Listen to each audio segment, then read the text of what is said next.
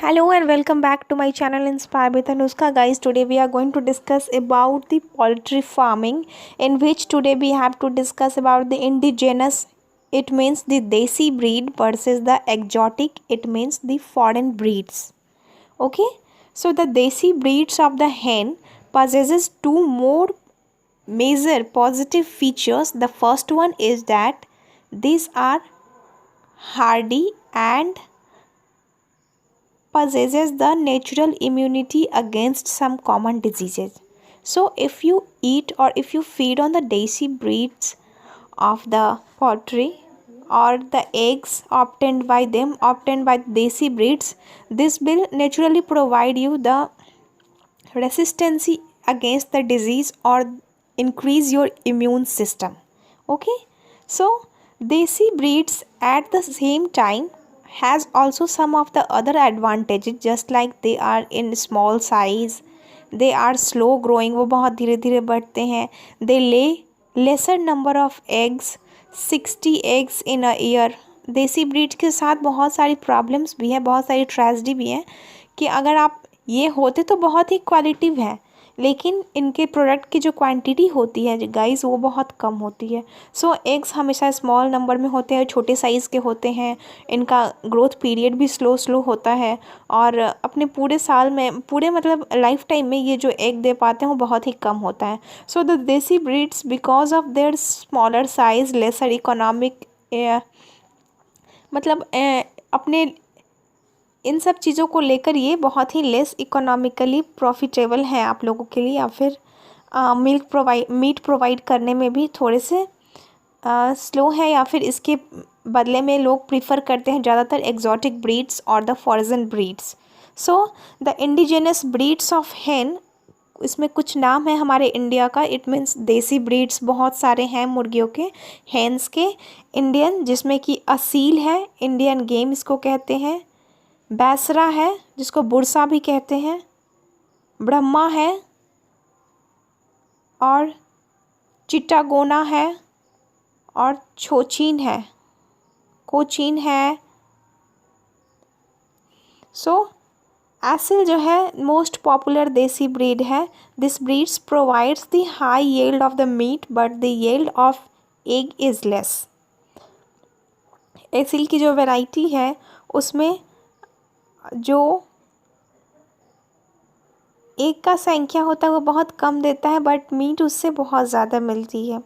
So exotic breeds used in India, हमारे India में बहुत सारे फॉरेन ब्रीड्स भी हैं, विदेशी नस्ल भी हैं जिनका कि रेयरिंग किया जाता है, जिन्हें हम लोग अपने फार्म लैंड में फार्मिंग करते हैं उसमें कौन कौन सी वेराइटीज़ हैं. कुछ वेराइटीज़ का नाम मैं अभी बताने जा रही हूँ. इसमें वाइट लेग हॉर्न है, रॉड्स आइसलैंड रेड है, लाइट सॉसेस है, फ्लाई माउथ है और ब्लैक मिनोर्का. आपको ये सारी जितने भी नाम हैं ये आपको रिटन वे में अभी स्क्रीन पे दिख रही होगी. सो आप वहाँ से इसे एग्जैक्ट जो इनका परफेक्ट नेम है उसे आप पता कर सकते हो, बिकॉज़ ये बहुत सारे ऐसे ब्रीड्स हैं और जो कॉमनली जिनका हम लोग यूज़ नहीं करते हैं और जिनका नाम at least normal people common people नहीं जानते हैं. But whenever we study about their farming, we study about the poultry farming, we must have to know about the desi breeds and the exotic breeds और the foreign breeds of the hens. So white leghorn जो होते हैं, जो exotic breed है, जो foreign breed है hen का, is one of the most popular egg breed. ये इसकी एग लेइंग क्वालिटी बहुत अच्छी होती है in the world because of its small size. क्योंकि इनका साइज़ स्मॉल होता है इसलिए ये एग लेइंग ब्रीड के नाम से भी जाने जाते हैं. As the body size is small, less feed is required for the maintenance and the this produces the long size of eggs. It means इनका खुद का बॉडी साइज़ बहुत कम होता है, इसलिए इन्हें लो फीडिंग मटेरियल्स पे भी या फिर न्यूट्रिटिव वैल्यू पे भी हम लोग रख सकते हैं, रेयर कर सकते हैं. लेकिन एक बेनिफिट तो है कि इनमें हमें जो फूड सप्लाई करना है, फूड देना है, उन्हें प्रोवाइड करना है, वो कम है. And the second is that इनकी एग की साइज जो होती है वो बड़ी होती है और इसलिए हम लोग के लिए वाइट लेग हॉर्न्स बहुत बेनिफिशियल ब्रीड है हैन का. सो इम्प्रूव्ड क्रॉस ब्रीड या फिर hybrid breeds develop in India. सो हम लोग क्या करते हैं, बहुत सारे जैसे हमारे यहाँ के हैंस में कुछ क्वालिटीज़ हैं और foreign it means exotic breeds में कुछ क्वालिटीज़ है, तो हम दोनों को मिक्सअप करवाएंगे किस प्रोसेस से, तो हाइब्रिडाइजेशन के प्रोसेस से।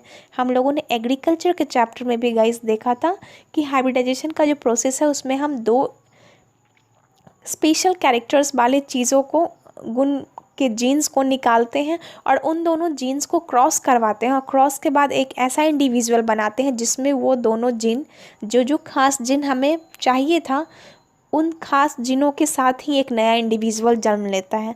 तो इसी तरह की प्रोसेस हम लोग पोल्ट्री फार्मिंग में भी करेंगे। इसमें क्या होगा कि जो भी इंडिजिनस हैंस हैं यानी कि हमारे देसी हैंस हैं, उनका हम लोग exotic it means guys foreign breeds के साथ हाइब्रिडाइजेशन करवाएंगे, जिसके कि हमें एक hybrid variety it means improved cross breeds of the hens मिलेंगे। Okay, so through the cross breeding a number of breeds of improved quality egg laying and broilers have been developed.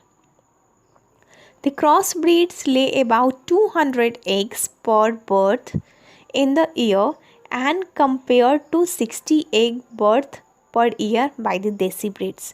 अगर हम hybrid breeds को where कर रहे हैं, उन्हें उनकी farming कर रहे हैं, तो गाइस बेनिफिट क्या क्या है, बेनिफिट होगी एक की ब्रॉयलर्स की, हमारे पास जो चिकन आएगा उसका क्वांटिटी बहुत ज़्यादा होगा। The second one is the 200 eggs, जहाँ देसी मुर्गियाँ कितनी अंडे दे रही थी, बस 60 एग्स पर ईयर। लेकिन अब हम जब हाइब्रिड वेराइटीज़ यानी कि इंडियन देसी और foreign it means exotic breeds को अगर हम लोग क्रॉस करवाए हैं, तो हमें जो नया क्रॉस ब्रीड मिला है, जो नया इंडिविजुअल मिला है, जो नई हैन होगी इन दोनों के मिक्सचर से बनी हुई, उसमें क्या क्वालिटी होगी, उसकी बॉयलर्स की क्वालिटी अच्छी होगी और दूसरा एग लेइंग कैपेसिटी उनका ज़्यादा होगा। ठीक, तो the cross breed consume less feeds, और क्रॉस ब्रीड्स वाले में एक और बेनिफिट है कि वो कम खाना खाते हैं एंड मैच्योर अर्लियर, जल्दी बड़े हो जाते हैं, ग्रो हो जाते हैं and have the low death rate, और उनका डेथ रेट भी होता है वो कम हो जाता है। So for example the improved high yielding breeds of hen consume about 2 kg of feed for producing a dozen of eggs। 12 अंडे देने के लिए इट मीन्स 1 डोजन अंडे देने के लिए उन्हें बस 2 kg ऑफ फीड्स की रिक्वायरमेंट होती है। सो गाइज आप सोच सकते हो कितना सिंपल है और कितना इजी है क्रॉस ब्रीड्स को रेयर करना, फार्म करना। Okay, so egg and capacity of 6 kilogram feeds consumes by the desi breeds, देसी ब्रीड जहाँ की ये 2 kg पे ही आपको 1 डोजन एग्स दे रहा है, जहाँ की देसी ब्रीड्स को आपको 6 kg फीड देना होगा। 6 kg खाना आप उन्हें, उनका जो चारा है वो प्रोवाइड करवाओगे, देन आफ्टर उन्हें आप 12 एग्स आपको प्रोवाइड करेगा वो। Okay, so even the meat yielding indigenous breeds is less than the hybrid varieties, और हमारे जैसा कि कुछ कमियां जो हमारे यहाँ थी वो हमने एग्जॉटिक ब्रीड से ले ली, और जो एग्जॉटिक ब्रीड्स में कमियां थी वो हमने देसी ब्रीड से उन्हें डाल दिया। यानी ब्रॉयलर्स की जो कैपेसिटी थी वो हम लोगों ने इंडियन कैपेसिटी ली, और जो एग लेइंग कैपेसिटी थी वो हमने एग्जॉटिक या फिर फॉरेन ब्रीड्स की जो कैपेसिटी थी उसे लेकर हमने क्रॉस ब्रीड करवाया है। So for example, white and indigenous chicken consumes about 5.6 kilograms of feed for yielding about 1 kg of meat.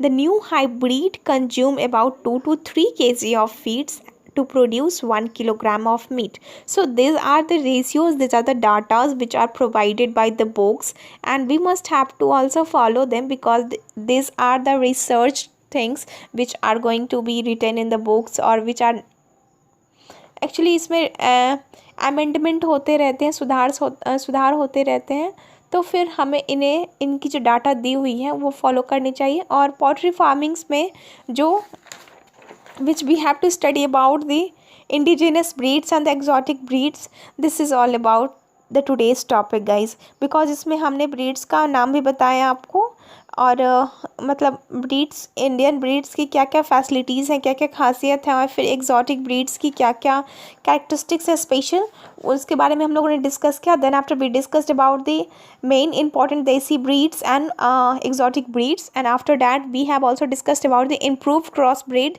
किस तरह हम लोगों ने हाइब्रिड्स हैंस को ग्रो किया और उससे हम लोगों ने फैसिलिटीज़ ली. तो 2 फैसिलिटीज़ हमें मिली, एक तो कि उनकी ब्रॉयलर्स की जो क्वालिटी थी, क्वांटिटी थी, वो अच्छी हो गई. Second one, the egg laying capacity जो था हैंस का वो बढ़ गया.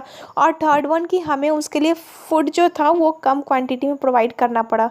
तो कोई भी हम ब्रीड लेते, या तो देसी लेते या फिर एग्जॉटिक लेते, अगर ये सेपरेटली अगर इन दोनों में से कोई भी लेते तो कोई बेनिफिशियल नहीं होता फार्मिंग के लिए. बट जब से हम लोगों ने हाइब्रिड क्वालिटी इन दोनों के मिक्सचर से जो इंडिविजुअल ग्रो किया, उसको रेयर करना स्टार्ट किया, उसकी फार्मिंग स्टार्ट की, तब से पोल्ट्री फार्मिंग इकोनॉमिकली बहुत ही ज़्यादा राइज़ किया और इसकी जो एरिया थी वो बहुत ज़्यादा एक्सप्लोर किया है. Okay guys, so this is all about the today's topic. Hope you all have liked this session. If you liked, then please press the like button, share it with your friends and subscribe my channel.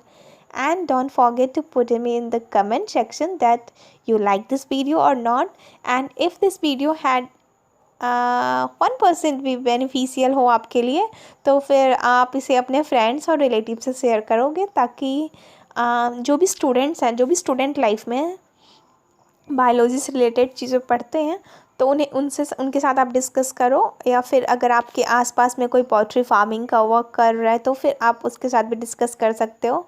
So this is all about the today's topic. Hope कि आप लोग मेरी help करोगे और मैंने जो family start किया, इस फैमिली में आप नए नए इंडिविजुअल्स को शामिल करोगे. और थैंक यू सो मच अगर ऐसा कर दो तो. Thanks guys.